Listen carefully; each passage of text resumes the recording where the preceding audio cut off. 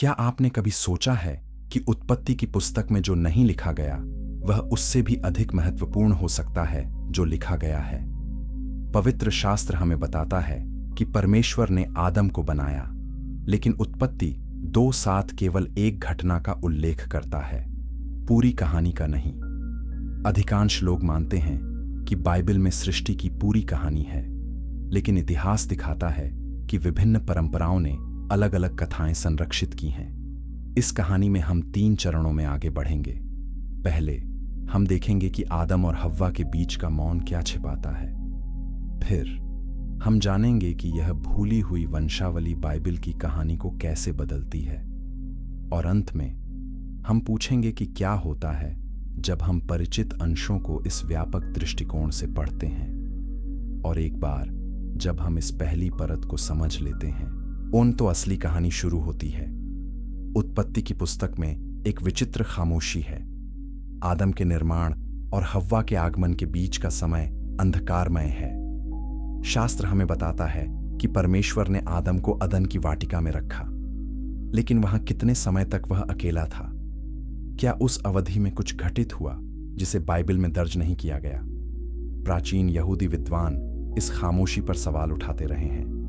वे मानते हैं कि इस शून्य में कुछ महत्वपूर्ण छिपा है, कुछ ऐसा जो मानव जाति के इतिहास को बदल सकता है। प्राचीन ग्रंथों में संकेत मिलते हैं कि आदम अकेला नहीं था। कुछ परंपराएं बताती हैं कि उसकी एक साथी थी, हव्वा से पहले। इस स्त्री का नाम लिलिथ था, लेकिन बाइबल उसका उल्लेख क्यों नहीं करती? क्या उसकी कहानी इतनी खतरनाक थी कि उसे मिटा दिया गया? यहूदी मिथकों में लिलिथ को आदम की पहली पत्नी कहा गया है। वह उसी मिट्टी से बनाई गई थी जिससे आदम बना था। इसका अर्थ है कि वह आदम के बराबर थी, उसके अधीन नहीं। यह समानता ही उनके बीच टकराव का कारण बनी। प्राचीन लेखों के अनुसार लिलिथ ने आदम की आज्ञा मानने से इनकार कर दिया। उसने कहा कि वह भी उसी तत्व से बनी है और उसे अधीनता स्वीकार नहीं है। यह विद्रोह मानव इतिहास का पहला विद्रोह था। लिलिथ ने अदन की वाटिका छोड़ दी और एक अज्ञात स्थान की ओर चली गई। वहां उसने गिरे हुए आत्मिक प्राणियों के साथ संबंध बनाए। इससे एक नई वंशावली का जन्म हुआ, एक ऐसी वंशावली जो न तो पूरी तरह मानव थी और न ही पूरी तरह दैवीय। इस भूली हुई वंशावली का प्रभाव पूरे मानव इतिहास पर पड़ा। प्राचीन ग्रंथ बताते हैं कि लिलिथ की संतानें अंधकार से जुड़ी थीं। वे प्राणी थे जो वास्तविकता की सीमाओं को चुनौती देते थे। उनका अस्तित्व स्वर्गीय व्यवस्था में एक व्यवधान था, और यही कारण है कि उनकी कहानी को मिटा दिया गया। धार्मिक नेताओं ने इस कथा को खतरनाक माना। उन्होंने इसे बाइबल से बाहर रखा। लेकिन सवाल यह है कि यदि यह कहानी सच है, तो इसका क्या अर्थ है? क्या यह हमारी सृष्टि की समझ को बदल देता है? क्या यह अच्छाई और बुराई की लड़ाई को नए सिरे से परिभाषित करता है? और सबसे महत्वपूर्ण, क्या यह दिखाता है कि परमेश्वर की योजना उससे कहीं अधिक जटिल है जितना हम सोचते हैं? ये सवाल हमें एक गहरी खोज की ओर ले जाते हैं, एक ऐसी खोज जो बाइबल के पन्नों से परे जाती है। और एक बार जब हम इस यात्रा पर चल पड़ते हैं तो कोई वापसी नहीं होती। अगर आप इस रहस्य को और गहराई से जानना चाहते हैं तो इस चैनल को सब्सक्राइब करें, क्योंकि आगे जो आने वाला है वह आपकी धारणाओं को हिला देगा। और यह केवल शुरुआत है। चैप्टर 2, लिलिथ, वह स्त्री जिसे इतिहास ने भुला दिया। लिलिथ कौन थी? यह सवाल सदियों से धर्मशास्त्रियों और विद्वानों को परेशान करता रहा है। प्राचीन यहूदी ग्रंथों में उसका उल्लेख मिलता है, लेकिन बाइबल में उसे जगह नहीं मिली। ऐसा क्यों? क्या उसकी कहानी इतनी विवादास्पद थी कि उसे धार्मिक परंपरा से बाहर कर दिया गया? अल्फाबेट ऑफ बेन सिरा नामक एक प्राचीन यहूदी पाठ में लिलिथ की कहानी विस्तार से मिलती है। यह पाठ बताता है कि परमेश्वर ने आदम के लिए पहली पत्नी बनाई थी। उसका नाम लिलिथ था। वह उसी मिट्टी से बनाई गई थी जिससे आदम बना था। यह महत्वपूर्ण है। जब परमेश्वर ने हव्वा को बनाया तो उसे आदम की पसली से बनाया गया, लेकिन लिलिथ को उसी तत्व से बनाया गया जिससे आदम बना था। इसका अर्थ है कि वह आदम के समान थी, उससे कमतर नहीं। यह समानता ही उनके बीच संघर्ष का कारण बनी। लिलिथ ने आदम के अधीन रहने से इनकार कर दिया। उसने कहा कि वह भी उसी तरह बनाई गई है और उसे भी समान अधिकार है। आदम ने उसे समझाने की कोशिश की, लेकिन लिलिथ ने उसकी बात नहीं मानी। अंत में उसने अदन की वाटिका छोड़ने का फैसला किया। प्राचीन ग्रंथों के अनुसार लिलिथ ने परमेश्वर का पवित्र नाम उच्चारण किया और उड़ गई। वह लाल सागर के पास एक स्थान पर गई। वहां उसने गिरे हुए स्वर्गदूतों और राक्षसों के साथ संबंध बनाए। इन संबंधों से अनेक संतानें पैदा हुईं। ये संतानें न तो पूरी तरह मानव थीं और न ही पूरी तरह आत्मिक। वे एक मिश्रित प्रकृति के प्राणी थे। प्राचीन यहूदी परंपरा में इन्हें लिलिन कहा जाता है। ये प्राणी रात में घूमते थे और मानवों को परेशान करते थे, विशेष रूप से नवजात शिशुओं और गर्भवती महिलाओं को। लिलिथ को अक्सर एक खतरनाक स्त्री के रूप में दिखाया जाता है। उसे पंखों वाली उल्लू जैसी आकृति के रूप में चित्रित किया जाता है। कुछ परंपराओं में उसे रात की रानी कहा जाता है। वह अंधकार और मृत्यु से जुड़ी है, लेकिन कुछ विद्वान उसे एक सशक्त स्त्री के रूप में देखते हैं। एक ऐसी स्त्री जिसने पितृसत्तात्मक व्यवस्था को चुनौती दी। उसने अपनी स्वतंत्रता के लिए लड़ाई लड़ी। उसने अधीनता को अस्वीकार किया। यही कारण है कि उसकी कहानी को खतरनाक माना गया। बाइबल में लिलिथ का सीधे तौर पर उल्लेख नहीं है, लेकिन यशायाह 34:14 में एक रहस्यमय प्राणी का उल्लेख है जिसे हिब्रू में लिलिथ कहा जाता है। यह अंश बेबीलोन के विनाश के बारे में है। इसमें कहा गया है कि लिलिथ वहां विश्राम करेगी। यह एकमात्र स्थान है जहां बाइबल में उसका संभावित उल्लेख मिलता है, लेकिन यह अस्पष्ट है। कुछ अनुवादों में इसे रात का प्राणी या उल्लू कहा गया है। यह अस्पष्टता जानबूझकर हो सकती है। धार्मिक नेताओं ने लिलिथ की कहानी को बाइबल से बाहर रखा। ऐसा क्यों? सबसे संभावित कारण यह है कि उसकी कहानी स्थापित धार्मिक मान्यताओं को चुनौती देती है। यदि लिलिथ आदम की पहली पत्नी थी, तो हव्वा की स्थिति क्या होती है? यदि लिलिथ ने विद्रोह किया, तो यह दिखाता है कि स्त्रियां भी स्वतंत्र इच्छा रखती हैं। यह पितृसत्तात्मक व्यवस्था के लिए खतरनाक था, इसलिए उसकी कहानी को दबा दिया गया। लेकिन वह पूरी तरह से मिट नहीं सकी। प्राचीन ग्रंथों और मिथकों में वह जीवित रही। आज भी लिलिथ का प्रतीक शक्तिशाली है। वह उन लोगों के लिए एक प्रेरणा है जो स्थापित व्यवस्था को चुनौती देते हैं। वह उन लोगों के लिए एक आइकन है जो समानता और स्वतंत्रता की लड़ाई लड़ते हैं। लेकिन उसकी कहानी केवल विद्रोह की नहीं है। यह एक भूली हुई वंशावली की कहानी है, एक ऐसी वंशावली जो मानव इतिहास को आकार देती रही है, और यह वंशावली आज भी अस्तित्व में हो सकती है। इस वीडियो को लाइक करें अगर यह सच आपको चौंका रहा है, क्योंकि आगे जो आने वाला है वह और भी गहरा है। चैप्टर 3, निषिद्ध वंश का जन्म। लिलिथ की संतानें कौन थीं? प्राचीन ग्रंथ बताते हैं कि उसने सैकड़ों संतानें पैदा कीं। ये संतानें गिरे हुए स्वर्गदूतों और राक्षसों के साथ उसके संबंधों से पैदा हुईं। इन प्राणियों को लिलिन कहा जाता था। वे न तो पूरी तरह मानव थे और न ही पूरी तरह दैवीय। वे एक मिश्रित प्रकृति के प्राणी थे। उनका अस्तित्व ही एक विरोधाभास था। वे स्वर्गीय व्यवस्था में एक व्यवधान थे, और यही कारण है कि उन्हें निषिद्ध माना गया। प्राचीन यहूदी परंपरा में लिलिन को रात के प्राणी कहा गया है। वे अंधकार में घूमते थे। उनका उद्देश्य मानवों को नुकसान पहुंचाना था, विशेष रूप से नवजात शिशुओं और गर्भवती महिलाओं को। प्राचीन यहूदी परिवारों में इनसे बचने के लिए ताबीज और मंत्र इस्तेमाल किए जाते थे। बच्चों के कमरों में विशेष प्रतीक लगाए जाते थे।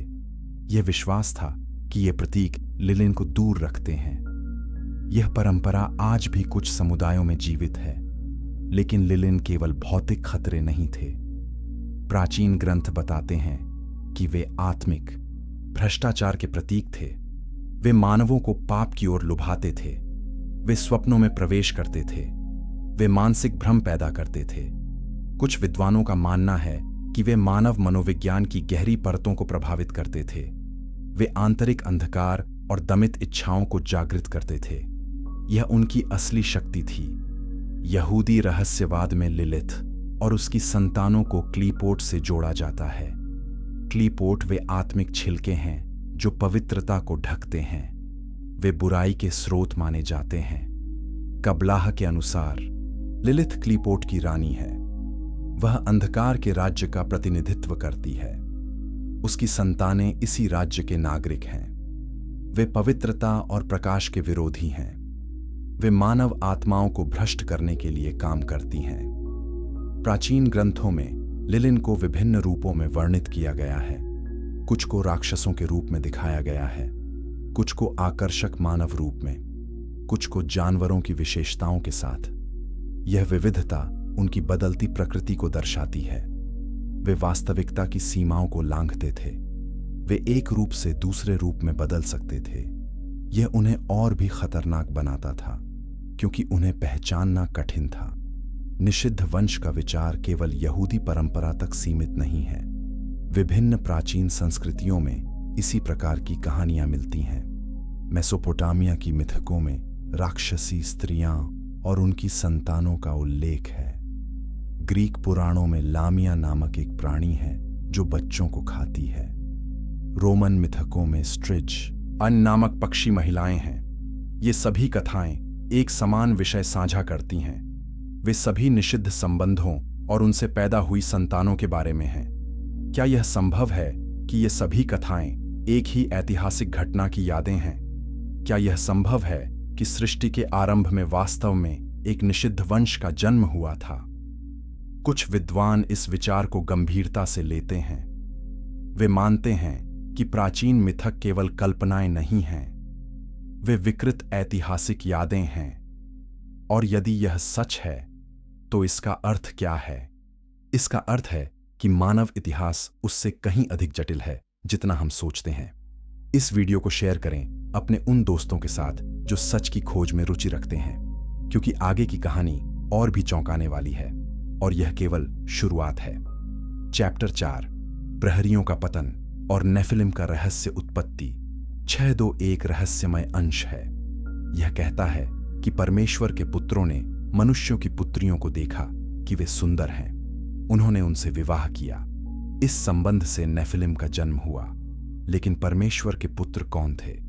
अधिकांश धर्मशास्त्री मानते हैं कि ये स्वर्गदूत थे। उन्हें प्रहरी या वॉचर्स भी कहा जाता है। हनोक की पुस्तक इस कहानी को विस्तार से बताती है।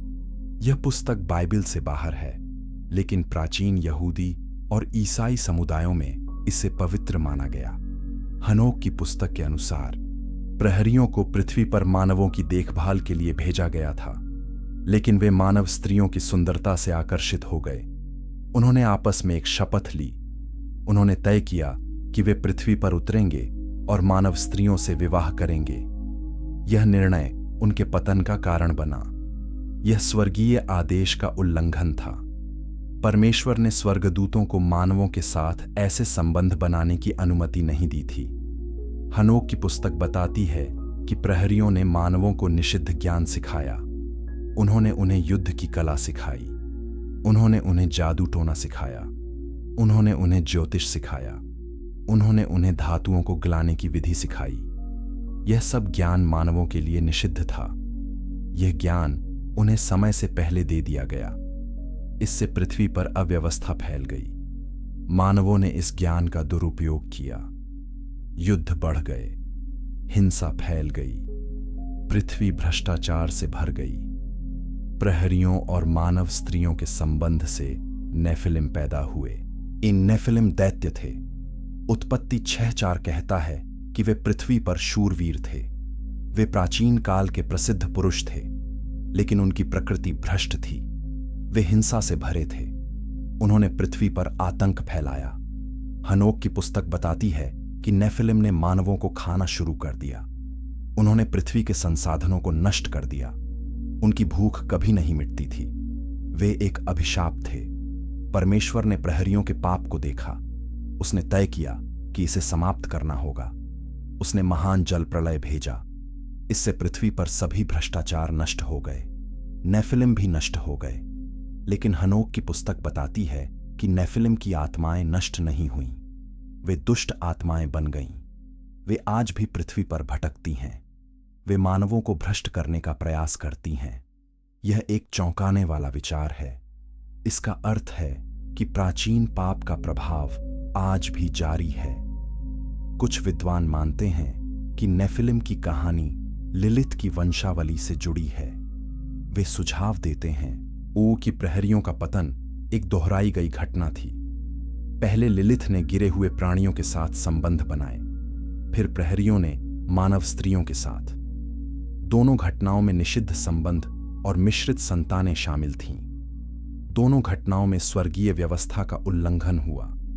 यह एक पैटर्न दिखाता है। यह दिखाता है कि पृथ्वी पर बार बार आत्मिक भ्रष्टाचार घटित हुआ। संख्या 13:33 में नेफिलिम का फिर से उल्लेख होता है। इजरायली जासूसों ने कनान में दैत्यों को देखा। उन्होंने कहा कि वे नेफिलिम थे, लेकिन यह कैसे संभव है? जल प्रलय ने सभी नेफिलिम को नष्ट कर दिया था। कुछ विद्वानों का मानना है कि जल प्रलय के बाद भी प्रहरियों और मानवों के बीच संबंध जारी रहे। इससे नए नेफिलिम पैदा हुए। अन्य विद्वान मानते हैं कि जासूसों ने अतिशयोक्ति की। वे केवल बड़े मनुष्य को दैत्य समझ बैठे। लेकिन सच जो भी हो, नेफिलिम का विचार बाइबल में महत्वपूर्ण है। नेफिलिम की कहानी हमें दिखाती है कि बुराई कैसे फैलती है। यह हमें दिखाती है कि निषिद्ध संबंधों के परिणाम क्या होते हैं। यह हमें दिखाती है कि स्वर्गीय व्यवस्था का उल्लंघन कितना खतरनाक है। और यह हमें दिखाती है कि परमेश्वर भ्रष्टाचार को कितनी गंभीरता से लेता है। अगर यह सच आपको चौंका रहा है, तो कमेंट में अपनी राय लिखें, क्योंकि अगला अध्याय और भी गहरा है। चैप्टर 5, आदिजनक और ईथर का संसार। प्राचीन रहस्यवादी परंपराओं में एक और अवधारणा है। यह अवधारणा आदिजनक या प्रिमोजेनिटर्स की है। ये वे प्राणी थे जो हव्वा के निर्माण से पहले अस्तित्व में थे। कुछ ग्रंथों में उन्हें पहली संतानें कहा गया है। उन्हें शुद्ध तत्व से बनाया गया था। वे आदम से जुड़े थे, लेकिन वे पूरी तरह भौतिक नहीं थे। वे ईथर के संसार के निवासी थे। ईथर एक सूक्ष्म तत्व है। यह भौतिक और आत्मिक के बीच का स्थान है। यह एक मध्यवर्ती क्षेत्र है। आदिजनक शुद्ध चेतना से बने थे। वे परमेश्वर की इच्छा के प्रत्यक्ष अभिव्यक्ति थे। उनका उद्देश्य सृष्टि में संतुलन बनाए रखना था। वे आदम के साथी थे। वे उसे सृष्टि के रहस्यों को समझने में मदद करते थे। लेकिन कुछ आदिजनकों ने स्वायत्तता चुनी। उन्होंने परमेश्वर की इच्छा से अलग होने का निर्णय लिया। यह निर्णय उनके पतन का कारण बना। यह लूसीफर के पतन से पहले की घटना थी। कुछ गूढ़ ग्रंथों में कहा गया है कि आदिजनकों का पतन सृष्टि में असंतुलन का पहला कारण था। जब उन्होंने स्वायत्तता चुनी तो उन्होंने दोहरेपन का निर्माण किया। उन्होंने एकता को तोड़ा। उन्होंने अलगाव पैदा किया। यह अलगाव ही बुराई का मूल है, क्योंकि बुराई अलगाव से पैदा होती है। बुराई तब उत्पन्न होती है जब कोई अपने आप को पूर्ण से अलग समझता है। आदिजनकों ने यही किया। उन्होंने अपने आप को परमेश्वर से अलग समझा। ईथर का संसार एक रहस्यमय स्थान है। यह भौतिक संसार से ऊपर है, लेकिन पूरी तरह आत्मिक भी नहीं है। यह एक संक्रमण क्षेत्र है। प्राचीन दार्शनिकों ने इसे 5वें तत्व के रूप में वर्णित किया है। पृथ्वी, जल, अग्नि और वायु के बाद ईथर आता है। ईथर सभी चीजों को बांधता है। यह सूक्ष्म ऊर्जा से भरा है। आदिजनक इसी ईथर में रहते थे। वे इस ऊर्जा को नियंत्रित कर सकते थे। वे इससे रूप बना सकते थे। वे इससे विचार प्रकट कर सकते थे। लेकिन जब कुछ आदिजनकों ने विद्रोह किया तो उन्हें ईथर के निचले स्तरों में भेज दिया गया। इन स्तरों को कभी कभी निम्न तल कहा जाता है। ये तल अंधकार से भरे हैं। यहाँ प्रकाश कम है। यहाँ चेतना धुंधली है। आदिजनक जो यहाँ भेजे गए वे कष्ट में थे। वे अलगाव के दर्द में थे। उन्होंने अपनी मूल स्थिति खो दी थी। यह एक प्रकार का आत्मिक निर्वासन था। वे भूले नहीं गए थे, बल्कि जानबूझकर हटाए गए थे। कुछ रहस्यवादी परंपराएं कहती हैं कि आदिजनकों का पतन मानव अनुभव का प्रतीक है। हर मनुष्य अलगाव का अनुभव करता है। हर मनुष्य कभी न कभी यह महसूस करता है कि वह पूर्ण से अलग है। यह अनुभव ही मानव दुख का मूल है, और यह अनुभव आदिजनकों के पतन की प्रतिध्वनि है। हम सभी किसी न किसी तरह उस प्राचीन पतन को दोहरा रहे हैं। हम सभी अलगाव और एकता के बीच संघर्ष कर रहे हैं। आदिजनकों की कहानी हमें एक गहरा सवाल पूछने के लिए मजबूर करती है। क्या बुराई वास्तव में एक बाहरी शक्ति है या यह अलगाव का परिणाम है? क्या बुराई एक इकाई है या एक स्थिति? प्राचीन ग्रंथ सुझाव देते हैं कि बुराई एक स्थिति है। यह तब उत्पन्न होती है जब कोई अपने आप को स्रोत से अलग कर लेता है, जब कोई अपनी स्वायत्तता को पूर्णता से ऊपर रखता है। यह एक गहरी अंतर्दृष्टि है। यह बुराई को नए तरीके से समझने में मदद करती है। अगर आप इन गहरे सत्यों को और जानना चाहते हैं तो इस वीडियो को लाइक करें और अपने विचार कमेंट में साझा करें, क्योंकि यह यात्रा अभी और गहरी होने वाली है। Chapter 6, can. क्या वह वास्तव में आदम का पुत्र था? उत्पत्ति 4, 1 कहता है कि हव्वा ने कैन को जन्म दिया। उसने कहा कि मैंने यहोवा से एक पुरुष प्राप्त किया है। यह सीधा बयान लगता है, लेकिन कुछ प्राचीन परंपराएं इस पर सवाल उठाती हैं। वे पूछती हैं कि क्या कैन वास्तव में आदम का पुत्र था या वह किसी और का पुत्र था। यह विचार विवादास्पद है, लेकिन यह प्राचीन ग्रंथों में मिलता है, विशेष रूप से गूढ़ यहूदी और ईसाई परंपराओं में। कुछ ग्रंथ सुझाव देते हैं कि कैन का पिता सर्प था। यह विचार सर्प के बीज की अवधारणा से जुड़ा है। उत्पत्ति 3:15 में परमेश्वर सर्प से कहता है कि मैं तेरे और स्त्री के बीच और तेरे बीज और उसके बीज के बीच बैर उत्पन्न करूंगा। यह अंश सर्प के बीज का उल्लेख करता है। कुछ विद्वान मानते हैं कि यह कैन और उसकी वंशावली को संदर्भित करता है। वे मानते हैं कि कैन सर्प की संतान था। यह उसकी हिंसक प्रकृति को समझाता है। कैन ने अपने भाई हाबिल की हत्या की। यह मानव इतिहास की पहली हत्या थी। यह अविश्वसनीय रूप से महत्वपूर्ण है। परमेश्वर ने कैन से पूछा कि तेरा भाई कहाँ है? कैन ने उत्तर दिया कि मैं नहीं जानता। क्या मैं अपने भाई का रखवाला हूं? यह उत्तर ठंडा और निर्दयी है। यह दिखाता है कि कैन में सहानुभूति की कमी थी। परमेश्वर ने कैन को शापित किया। उसने उसे पृथ्वी पर भटकने के लिए भेज दिया, लेकिन उसने उस पर एक चिन्ह भी लगाया। यह चिन्ह कैन को सुरक्षा प्रदान करता था। कैन का चिन्ह क्या था? बाइबल इसे नहीं बताती, लेकिन विभिन्न परंपराओं में इस पर अटकलें लगाई गई हैं। कुछ कहते हैं कि यह उसके माथे पर एक निशान था। कुछ कहते हैं कि यह एक आध्यात्मिक चिन्ह था जो अन्य लोगों को चेतावनी देता था। कुछ कहते हैं कि यह उसकी वंशावली का प्रतीक था। यह चिन्ह कैन को दोहरी प्रकृति देता है। वह शापित है लेकिन संरक्षित भी है। वह बहिष्कृत है लेकिन चिह्नित भी है। यह उसे एक रहस्यमय व्यक्ति बनाता है। उत्पत्ति 4:17 बताता है कि कैन ने नोद देश में एक पत्नी प्राप्त की, लेकिन यह पत्नी कौन थी? उस समय तक केवल आदम, हव्वा, कैन और मृत हाबिल थे। तो कैन की पत्नी कहां से आई? कुछ लोग कहते हैं कि आदम और हव्वा की अन्य संतानें थीं जिनका उल्लेख नहीं है, लेकिन अन्य परंपराएं सुझाव देती हैं कि कैन की पत्नी लिलिथ की वंशावली से थी या किसी अन्य पूर्व मानव वंशावली से। यह विचार कैन को निषिद्ध वंश से जोड़ता है। कैन ने एक शहर बनाया। उसने इसका नाम अपने पुत्र हनोक के नाम पर रखा। यह पहला शहर था। शहरों का निर्माण सभ्यता का संकेत है, लेकिन यह अलगाव का भी संकेत है। कैन ने परमेश्वर से अलग होकर अपनी सभ्यता बनाई। उसकी वंशावली में अनेक प्रतिभाशाली लोग थे, लेकिन वे सभी परमेश्वर से दूर थे। उत्पत्ति 4:23-24 में लेमेक की कविता है। यह कविता हिंसा और बदला लेने की बात करती है। यह दिखाता है कि कैन की वंशावली में हिंसा बढ़ती गई। कुछ विद्वान मानते हैं कि कैन की वंशावली जल प्रलय में नष्ट हो गई, लेकिन अन्य परंपराएं सुझाव देती हैं कि उसकी वंशावली किसी न किसी रूप में जीवित रही। वे कहते हैं कि कैन का आध्यात्मिक प्रभाव आज भी मानवता में मौजूद है। यह प्रभाव हिंसा, स्वार्थ और परमेश्वर से अलगाव के रूप में प्रकट होता है। यह एक गहरा विचार है। यह सुझाव देता है कि प्राचीन पाप आज भी हमें प्रभावित करते हैं। कैन की कहानी हमें पूछने के लिए मजबूर करती है कि क्या कुछ लोग बुराई के लिए पूर्व निर्धारित होते हैं? क्या कैन का वंश ही उसकी नियति थी? या उसके पास चुनाव था? बाइबल दिखाती है कि परमेश्वर ने कैन को चेतावनी दी थी। उत्पत्ति 4:7 में परमेश्वर कहता है कि पाप द्वार पर है, लेकिन तुझे उस पर प्रभुता करनी चाहिए। यह दिखाता है कि कैन के पास चुनाव था, लेकिन उसने गलत चुनाव किया।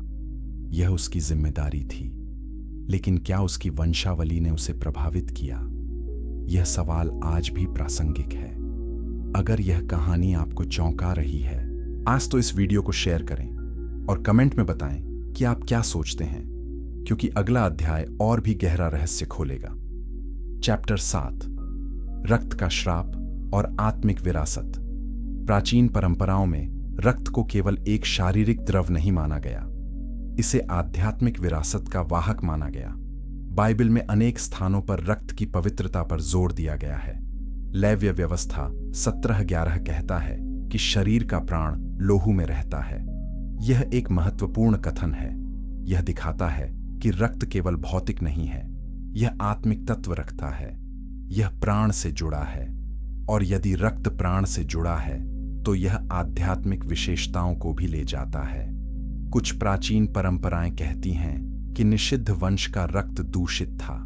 यह दूषण पीढ़ी दर पीढ़ी चलता रहा। जब प्रहरियों ने मानव स्त्रियों से संबंध बनाए तो उन्होंने मानव रक्त को दूषित किया। इससे एक मिश्रित वंशावली बनी। यह वंशावली शुद्ध मानव नहीं थी, यह आध्यात्मिक प्रदूषण ले जाती थी। यही कारण है कि परमेश्वर ने जल प्रलय भेजा। वह पृथ्वी को इस प्रदूषण से शुद्ध करना चाहता था। लेकिन क्या यह प्रदूषण पूरी तरह नष्ट हो गया? कुछ विद्वान मानते हैं कि जल प्रलय के बाद भी यह आध्यात्मिक प्रदूषण जारी रहा। संख्या 13:33 में नेफिलिम का फिर से उल्लेख इसका संकेत है। यदि नेफिलिम जल प्रलय के बाद भी थे तो इसका अर्थ है कि प्रहरियों और मानवों के बीच संबंध फिर से बने, या फिर नेफिलिम का आध्यात्मिक प्रभाव किसी तरह जीवित रहा। यह विचार रक्त के श्राप की अवधारणा को जन्म देता है। यह विचार कहता है कि कुछ वंशावलियां श्रापित हैं, उनमें प्राचीन पाप का प्रभाव है।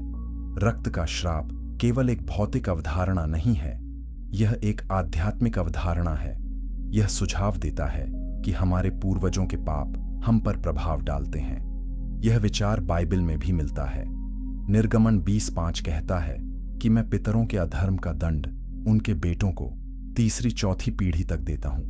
यह कथन दिखाता है कि पापों के परिणाम पीढ़ियों तक चलते हैं। लेकिन यहेजकेल 18:20 कहता है कि जो प्राणी पाप करेगा वही मरेगा। बेटा पिता के अधर्म का भार न उठाएगा। यह विरोधाभासी प्रतीत होता है। इस विरोधाभास को कैसे समझें? कुछ विद्वान कहते हैं कि निर्गमन 20:5 सामूहिक परिणामों के बारे में बात करता है। जब एक पीढ़ी पाप करती है तो उसके सामाजिक और मनोवैज्ञानिक परिणाम अगली पीढ़ियों को प्रभावित करते हैं। लेकिन यहेजकेल 18:20 व्यक्तिगत जिम्मेदारी के बारे में बात करता है। प्रत्येक व्यक्ति अपने स्वयं के चुनावों के लिए जिम्मेदार है। दोनों सत्य हैं। हमारे पूर्वजों के कार्य हमें प्रभावित करते हैं, लेकिन हम अपने चुनावों के लिए जिम्मेदार हैं। रक्त का श्राप विचार आधुनिक मनोविज्ञान में भी प्रतिध्वनित होता है। आधुनिक अनुसंधान दिखाता है कि आघात पीढ़ियों तक संचरित हो सकता है। इसे पीढ़ीगत आघात कहा जाता है। जब एक पीढ़ी गंभीर आघात का अनुभव करती है तो यह उनके जीन में परिवर्तन ला सकता है। ये परिवर्तन अगली पीढ़ियों को प्रभावित करते हैं। यह एक वैज्ञानिक तथ्य है। यह दिखाता है कि हमारे पूर्वजों के अनुभव वास्तव में हम पर प्रभाव डालते हैं। यह रक्त के श्राप की आध्यात्मिक अवधारणा का एक आधुनिक संस्करण है। कुछ आध्यात्मिक परंपराएं कहती हैं कि हम अपने रक्त को शुद्ध कर सकते हैं। यह शुद्धि आध्यात्मिक अभ्यासों, प्रार्थना और पश्चाताप के माध्यम से संभव है। ईसाई परंपरा में यीशु मसीह का रक्त शुद्धिकरण का माध्यम माना जाता है। इब्रानियों 9:14 कहता है कि मसीह का लोहू हमारे विवेक को मरे हुए कामों से शुद्ध करेगा। यह एक शक्तिशाली विचार है। यह सुझाव देता है कि प्राचीन श्रापों को तोड़ा जा सकता है। हम अपनी आध्यात्मिक विरासत को बदल सकते हैं। रक्त का श्राप हमें एक महत्वपूर्ण सवाल पूछने के लिए मजबूर करता है। हम कितने हद तक अपने पूर्वजों से बंधे हैं और हम कितने हद तक स्वतंत्र हैं? यह मानव अस्तित्व का केंद्रीय प्रश्न है। हम विरासत और चुनाव के बीच संतुलन खोजने की कोशिश करते हैं। हम अपने अतीत से प्रभावित होते हैं, लेकिन हम अपने भविष्य के निर्माता भी हैं। यह समझना कि हमारी आध्यात्मिक विरासत क्या है, हमें अपने वर्तमान को बेहतर ढंग से जीने में मदद करती है। अगर आप इस गहरे विषय को और समझना चाहते हैं तो इस चैनल को सब्सक्राइब करें और अपने विचार कमेंट में साझा करें, क्योंकि अगला अध्याय निषिद्ध ग्रंथों के रहस्यों को उजागर करेगा। चैप्टर 8, निषिद्ध ग्रंथ और छिपा हुआ ज्ञान। बाइबल जैसी हम आज जानते हैं वह एक चयन का परिणाम है। प्रारंभिक चर्च के नेताओं ने तय किया कि कौन से ग्रंथ शामिल किए जाएंगे और कौन से नहीं।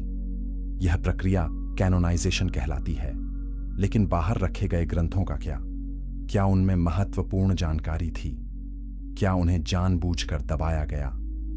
हनोक की पुस्तक, जुबलीज की पुस्तक और विभिन्न ग्नोस्टिक गॉस्पल ऐसे ग्रंथ हैं। वे प्राचीन समुदायों में पढ़े जाते थे, लेकिन उन्हें आधिकारिक बाइबल से बाहर रखा गया।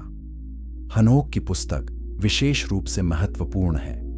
यह पुस्तक प्रहरियों और नेफिलिम की कहानी को विस्तार से बताती है। यह उन विवरणों को प्रदान करती है जो उत्पत्ति की पुस्तक में नहीं है। यह बताती है कि प्रहरियों ने कैसे मानवों को निषिद्ध ज्ञान सिखाया। यह बताती है कि नेफिलिम कैसे पैदा हुए और उन्होंने पृथ्वी पर क्या किया। यह बताती है कि परमेश्वर ने उन्हें कैसे दंडित किया। यहूदा 1:14 से 15 इस पुस्तक का उल्लेख करता है।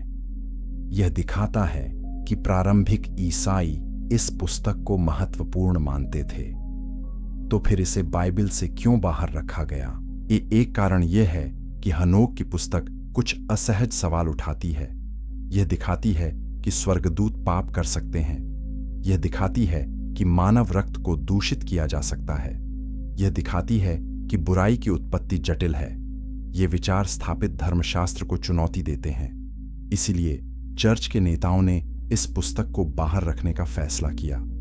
वे एक सरल और नियंत्रित कथा चाहते थे, लेकिन इथियोपियाई ऑर्थोडॉक्स चर्च ने इस पुस्तक को अपने बाइबल में शामिल रखा। यह दिखाता है कि विभिन्न ईसाई परंपराओं में विभिन्न दृष्टिकोण हैं। जुबलीज की पुस्तक एक अन्य महत्वपूर्ण ग्रंथ है। यह उत्पत्ति की कहानी को फिर से बताती है। यह अतिरिक्त विवरण प्रदान करती है। यह बताती है कि परमेश्वर ने सृष्टि को कैसे व्यवस्थित किया। यह बताती है कि मानव इतिहास के विभिन्न चरण क्या हैं। यह लिलिथ और आदि जनकों की कहानियों के साथ जुड़ती है। यह दिखाती है कि आदम से पहले और बाद में क्या हुआ। लेकिन इस पुस्तक को भी अधिकांश ईसाई मेरी परंपराओं में स्वीकार नहीं किया गया। ग्नोस्टिक गॉस्पल एक और श्रेणी है। ये शुरुआती ईसाई ग्रंथ हैं जो रहस्यमय ज्ञान पर जोर देते हैं। वे कहते हैं कि मुक्ति बाहरी अनुष्ठानों से नहीं बल्कि आंतरिक ज्ञान से आती है। वे सुझाव देते हैं कि भौतिक संसार एक कैद है और आत्मा को इस कैद से मुक्त होने की आवश्यकता है। थॉमस का गॉस्पल, मैरी मैग्डलीन का गॉस्पल और फिलिप का गॉस्पल ऐसे ग्रंथ हैं। वे यीशु की शिक्षाओं को अलग दृष्टिकोण से प्रस्तुत करते हैं, लेकिन उन्हें विधर्मी माना गया और बाहर रखा गया। 1947 में मृत सागर के पास कुमरान की गुफाओं में हजारों पुरानी पांडुलिपियां मिलीं। इन्हें मृत सागर स्क्रॉल कहा जाता है। इनमें बाइबल के ग्रंथों की प्रतियां हैं, लेकिन इनमें अन्य ग्रंथ भी हैं जो बाइबल में नहीं हैं। ये ग्रंथ एसीन समुदाय द्वारा संरक्षित किए गए थे। वे दिखाते हैं कि प्राचीन यहूदी समुदायों में विभिन्न धार्मिक ग्रंथ प्रचलित थे। वे दिखाते हैं कि बाइबल का गठन एक जटिल प्रक्रिया थी और यह कि अनेक ग्रंथों को बाहर रखा गया। निषिद्ध ग्रंथों का अध्ययन हमें दिखाता है कि धार्मिक इतिहास एक रैखिक नहीं है। यह विभिन्न दृष्टिकोणों और परंपराओं से भरा है। यह दिखाता है कि सत्य को अक्सर नियंत्रित किया गया। शक्ति रखने वाले लोगों ने तय किया कि क्या सत्य है और क्या नहीं, लेकिन छिपे हुए ग्रंथ हमें याद दिलाते हैं कि हम सत्य बहुआयामी है। हमें विभिन्न स्रोतों का अध्ययन करना चाहिए। हमें खुले दिमाग से सवाल पूछने चाहिए, तभी हम गहरी समझ प्राप्त कर सकते हैं। अगर आप इन निषिद्ध ग्रंथों के बारे में और जानना चाहते हैं तो कमेंट में लिखें और इस वीडियो को शेयर करें, क्योंकि अगला अध्याय अंधकार की संतानों और बुराई की उत्पत्ति को गहराई से देखेगा। चैप्टर 9, अंधकार की संतानें और बुराई की उत्पत्ति। बुराई कहां से आती है? यह दर्शन और धर्मशास्त्र का सबसे पुराना सवाल है। यदि परमेश्वर अच्छा है और सर्वशक्तिमान है, तो बुराई क्यों अस्तित्व में है? यह समस्या बुराई की समस्या कहलाती है। विभिन्न परंपराओं ने इसका अलग अलग उत्तर दिया है, लेकिन निषिद्ध वंश की कहानी एक अलग दृष्टिकोण प्रदान करती है। यह सुझाव देती है कि बुराई केवल विरोध नहीं है, यह एक निर्वासित और अस्वीकृत वंश का उत्पाद है। लिलिथ और उसकी संतानें अंधकार से जुड़ी थीं। प्रहरियों और नेफिलिम ने पृथ्वी पर भ्रष्टाचार फैलाया। आदि जनकों का पतन असंतुलन का कारण बना। ये सभी घटनाएं एक पैटर्न दिखाती हैं। वे सभी अलगाव और विद्रोह से संबंधित हैं। जब कोई प्राणी परमेश्वर से अलग होता है तो वह अंधकार की ओर बढ़ता है। यह अलगाव ही बुराई का मूल है। बुराई तब उत्पन्न होती है जब कोई अपने आप को स्रोत से काट लेता है। प्राचीन ग्रंथों में अंधकार की संतानों को विभिन्न नामों से पुकारा गया है। लिलिन, शेदिम, मजीकिम, ये सभी नाम राक्षसी प्राणियों को संदर्भित करते हैं। ये प्राणी मानवों को भ्रष्ट करने के लिए काम करते हैं।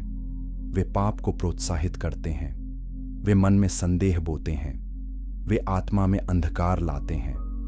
प्राचीन यहूदी और ईसाई परंपरा में इन्हें दुष्ट आत्माएं कहा जाता है। ये वे प्राणी हैं जिनसे यीशु ने लड़ाई की।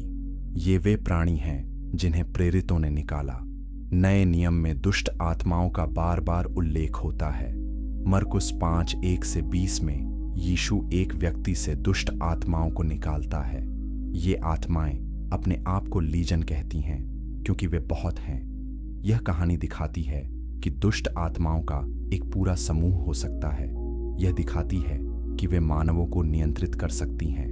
यह दिखाती है कि वे कष्ट और विनाश चाहती हैं, लेकिन यह भी दिखाती है कि यीशु की शक्ति उनसे अधिक है। इफिसियों 6:12 कहता है कि हमारा युद्ध लहू और मांस से नहीं, परंतु प्रधानों से, अधिकारों से, इस संसार के अंधकार के हाकिमों से और उस दुष्टता की आत्मिक सेनाओं से है जो आकाश में है।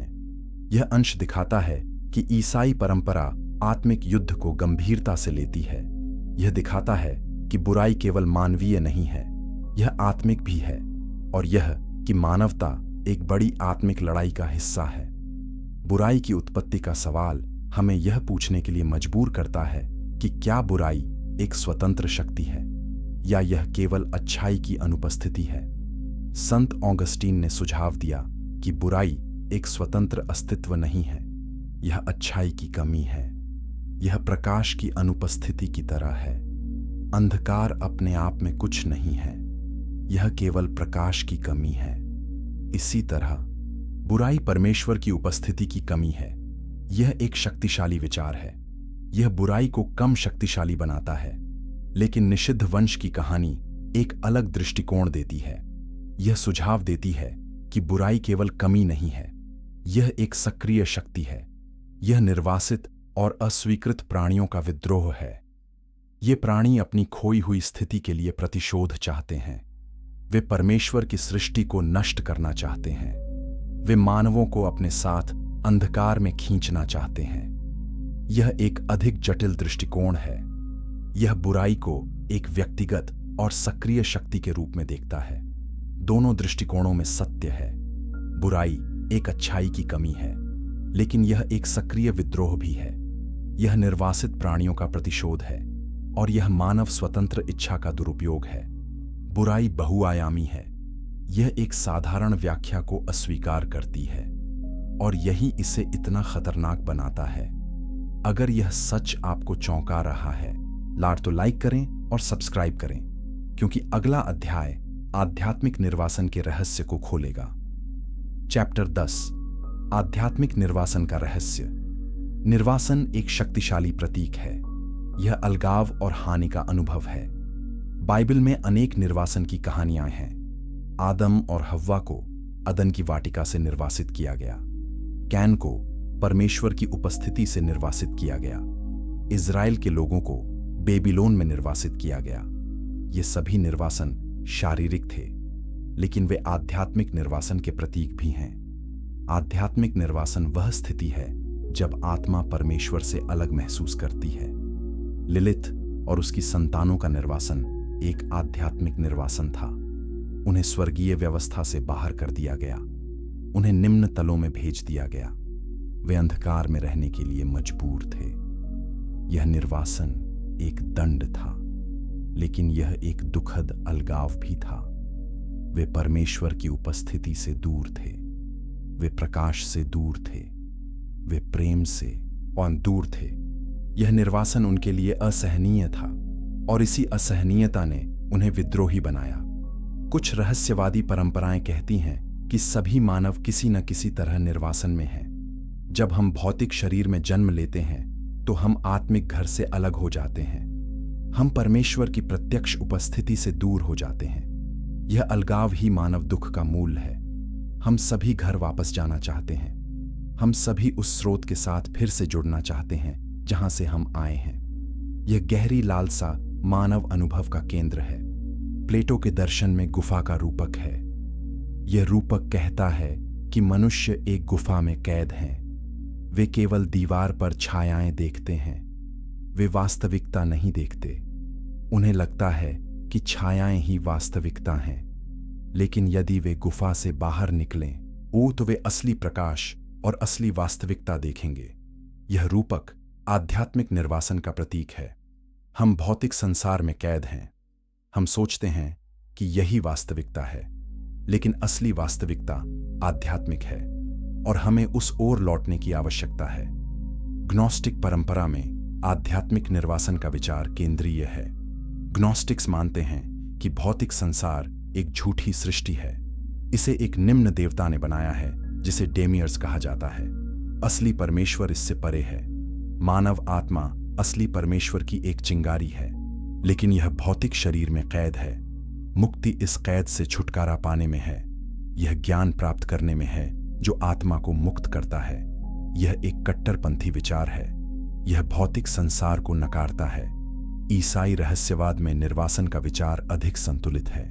यह मानता है कि भौतिक संसार परमेश्वर की सृष्टि है और अच्छा है, लेकिन यह भी मानता है कि पाप ने इसे विकृत कर दिया है। मनुष्य परमेश्वर से अलग हो गया है। यह अलगाव आध्यात्मिक निर्वासन है, लेकिन यीशु मसीह के माध्यम से यह अलगाव समाप्त हो सकता है। मसीह पुल है। वह मनुष्य और परमेश्वर के बीच मध्यस्थ है। उसके माध्यम से हम घर लौट सकते हैं। यह मुक्ति की आशा है। आध्यात्मिक निर्वासन का अनुभव सार्वभौमिक है। सभी संस्कृतियों और धर्मों में इसकी प्रतिध्वनि मिलती है। बौद्ध धर्म में दुहक की अवधारणा है। दुहक का अर्थ है असंतोष और अलगाव। बौद्ध धर्म सिखाता है कि दुहक से मुक्ति संभव है। यह निर्वाण की प्राप्ति के माध्यम से संभव है। इस्लाम में फना की अवधारणा है। फना का अर्थ है स्वयं का विलोपन और परमेश्वर में विलीन होना। यह भी आध्यात्मिक निर्वासन को समाप्त करने का एक तरीका है। आध्यात्मिक निर्वासन का विचार हमें याद दिलाता है कि हम अधूरे हैं। हम सभी कुछ खोज रहे हैं। हम सभी किसी गहरी लालसा को महसूस करते हैं। यह लालसा हमें आध्यात्मिक यात्रा पर ले जाती है। यह हमें प्रश्न पूछने के लिए प्रेरित करती है। यह हमें सत्य की खोज करने के लिए प्रेरित करती है, और यह खोज ही मानव अनुभव का सबसे महत्वपूर्ण हिस्सा है। अगर यह यात्रा आपको प्रेरित कर रही है तो इस वीडियो को लाइक करें और शेयर करें, क्योंकि अंतिम अध्याय अधूरी योजना और मुक्ति की संभावना को खोलेगा।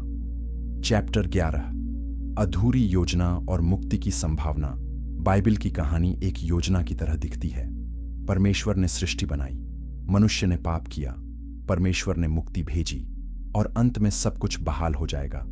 यह एक सीधी रेखा की तरह लगती है, लेकिन निषिद्ध वंश की कहानी एक अलग चित्र पेश करती है। यह दिखाती है कि परमेश्वर की योजना उससे कहीं अधिक जटिल हो सकती है जितना हम सोचते हैं। यह दिखाती है कि कुछ प्रश्न अभी भी अनुत्तरित हैं। यह दिखाती है कि कहानी अभी पूरी नहीं हुई है। लिलिथ और उसकी संतानों का क्या? प्रहरियों और नेफिलिम का क्या? आदि जनकों का क्या? उनका भाग्य क्या है? क्या वे हमेशा के लिए निर्वासित रहेंगे या उनके लिए भी मुक्ति की संभावना है? यह एक गहरा और विवादास्पद प्रश्न है। पारंपरिक धर्मशास्त्र कहता है कि गिरे हुए स्वर्गदूतों के लिए मुक्ति नहीं है। इब्रानियों 2:16 कहता है कि वह स्वर्गदूतों को नहीं परंतु अब्राहम के वंश को संभालता है। यह सुझाव देता है कि यीशु का बलिदान केवल मनुष्यों के लिए था। लेकिन कुछ रहस्यवादी परंपराएं एक व्यापक दृष्टिकोण रखती हैं। वे सुझाव देती हैं कि परमेश्वर की दया असीमित है। वे मानते हैं कि अंतिम रूप से सभी प्राणी बहाल हो सकते हैं।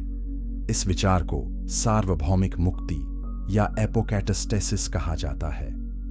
ओरिजन, एक प्रारंभिक चर्च पिता ओ ने इस विचार को रखा। उन्होंने कहा कि परमेश्वर अंततः सभी को बहाल करेगा, यहां तक कि शैतान को भी। यह एक विवादास्पद विचार था और बाद में इसे विधर्मी घोषित कर दिया गया। लेकिन यह विचार पूरी तरह मर नहीं गया। विभिन्न रहस्यवादियों और दार्शनिकों ने इसे जीवित रखा। वे मानते हैं कि प्रेम अंततः सब कुछ जीत लेता है।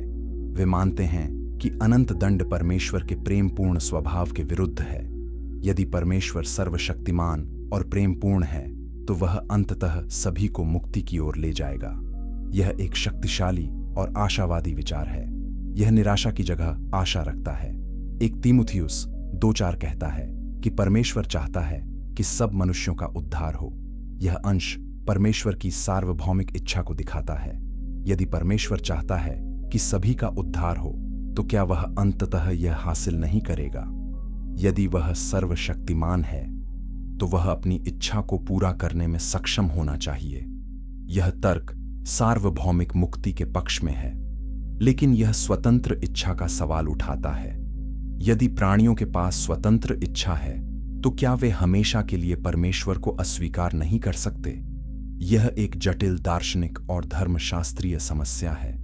स्वतंत्र इच्छा और परमेश्वर की संप्रभुता के बीच संतुलन कैसे स्थापित किया जाए?